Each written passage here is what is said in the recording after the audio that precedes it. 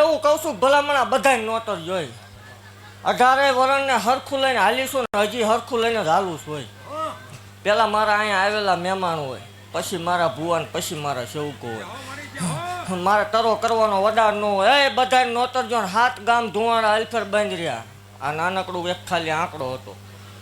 આ વખતે 7 ગામ ધુવાડા બંધ છે. આવતા વખતે ભલામણા 13, 15 કે 17 ન કરાવડાવું મને માળ વાળીને ખોટ લાગે. એવું કહું છું કે માં શું મારે લેવાના એવા ન હોય. સમૂહ લગ્ન ગયા ને હજી 2 મહિના છે, કોઈને આંકડો હુજે જ નહીં. દેવ શું પૂરું પાડવા વાળી માતા શું ભલામણા 5 મહેમાન હાંસવો ખબર પડે કેમ થાય. રવિવાર હું 30,000 ને હાંસવું છું. હા હજી અહીંયા આ જગ્યા ઉપર હલાયદું બનશે એવું મેલડી ભાગતી જાઉં છું. બધા માટે નહીં, આ મારા સેવકો માટે જેને પારખ છે, ઓળખ છે એના માટે. બાકી તમ તાર ભૂવો બોલે એવું કાંઈ છે નહીં. અને પાછું એવું છે ને આપણે રામ રામ ને સીતારામ કરીને ધૂણતા નહીં થાય. આપણે ધૂણાય ત્યાં સુધી વટથી ધૂણવાની વાત છે. કાલ કદાચ ન ધૂણવાનું થાય તો એ મારા શંકરની મરજી હોય. બાકી ધૂણીશ ત્યાં સુધી વટથી ધૂણીશ ને જહલા વાઘરીની મેલડી કહીને જ ધૂણીશ. એ વાત ફાઇનલ છે.